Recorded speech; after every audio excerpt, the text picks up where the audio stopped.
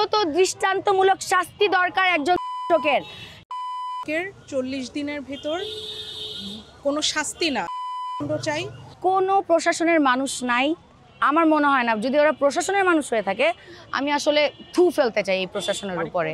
I am so sorry, আমাদের বাংলাদেশ এমন একটা নিকৃষ্ট দেশ, এখানে মেয়েদের সাথে থাকার জন্য টাকাও লাগে না। আসলে আমি একজন ছোটোখাটো ইনফ্লুয়েন্সার, এবং আজকে যখন আমি দেখলাম অনেক আপসেট সবাই মেয়েরা, নারী দিবস নিয়ে যে একটা 8ই মার্চ 8 বছরের একটা পিচ্চি আসলে ধর্ষণ হয়েছে, তো তখন আমি সবাইকে অ্যাজ এ ইনফ্লুয়েন্স করছি, হ্যাঁ এটা আমাদের দিন, আমরা সুন্দরভাবে থাকবো, আমরা ফাইট করব।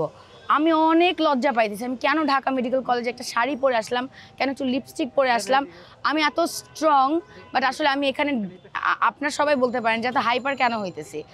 অ্যাকচুয়ালি এটার এখন ভিতরে না সবচেয়ে বেশি প্রয়োজন প্রশাসনের একটা লোক, অন্তত একটা লোক। কোনো প্রশাসনের মানুষ নাই, আমার মনে হয় না। যদি ওরা প্রশাসনের মানুষ হয়ে থাকে, আমি আসলে থু ফেলতে চাই এই প্রশাসনের উপরে। স্টিল আইসিইউর সামনে ভিতরে, এবং এটা মেবি একটা আইসিইউ ওয়ার্ড, মানে এখানে আরও অনেক বাচ্চা কাচ্চা আছে, তো এবং অন্যান্য বাচ্চা কাচ্চার মারা কান্না করতেছে যে আমরা কেন, ওরা সবাই এত চিলাচিলি করতেছে। তো আসলে এটা খুবই স্যাড। প্রথমত আমাদেরকে বুঝ দেওয়া হয়েছে প্রশাসনের অনেক মানুষ এসে দেখতেছে, আর প্রশাসনের মানুষ ঢাকা মেডিকেল কলেজে কেন রেখে দিছে? আমরা সবাই 1 টাকা করে দিলেও মনে হয় আমরা অ্যাপোলোতে গিয়ে বাচ্চাটার চিকিৎসা করতে পারি, আপু থাইল্যান্ড গিয়ে চিকিৎসা করতে পারি। ঢাকা মেডিকেল কলেজ এটা কোনো হাসপাতালের ক্যাটাগরিতে পড়ে না। এখানে একটা মানুষ কোনোদিনও সুস্থই থাকতে পারবে না, অসুস্থ হয়ে যাবে আরও এসে। না, আমি একটা মানুষ হিসেবে বলবো, এবং আসলে হ্যাঁ বাংলাদেশি হিসেবেই আজকে বলবো, বাংলাদেশ স্বাধীন করছি আমরা 5 তারিখ। এই 5 তারিখের জন্য কত মানুষ মরলো, এরপরে কত ভয় পাইলাম, একটা শব্দ লিখতে গিয়ে 100 বার হাত পা কাঁপছে। আমি বাংলাদেশি হিসেবে বলতেছি, একটা অন্তত দৃষ্টান্তমূলক শাস্তি দরকার একজন ধর্ষকের, যাতে করে অন্য একটা ছেলে একটা মানুষের দিকে, মেয়ের দিকে তাকাইতে আসলে খারাপ লাগে। আই এম সো সরি, আমাদের বাংলাদেশ এমন একটা নিকৃষ্ট দেশ, এখানে মেয়েদের সাথে থাকার জন্য টাকাও লাগে না।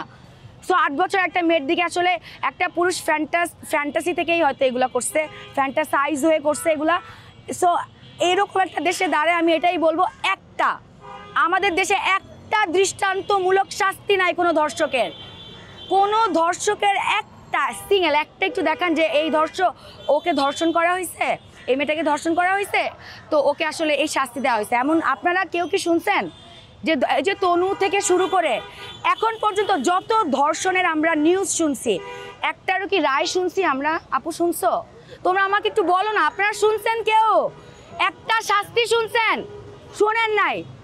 একটা অন্তত দৃষ্টান্তমূলক শাস্তি চাই, যাতে বলতে পারি। আমাদের আজকে এখানে আসার একটাই কারণ, আমরা ধর্ষকের 40 দিনের ভেতর কোনো শাস্তি না, মৃত্যুদণ্ড চাই।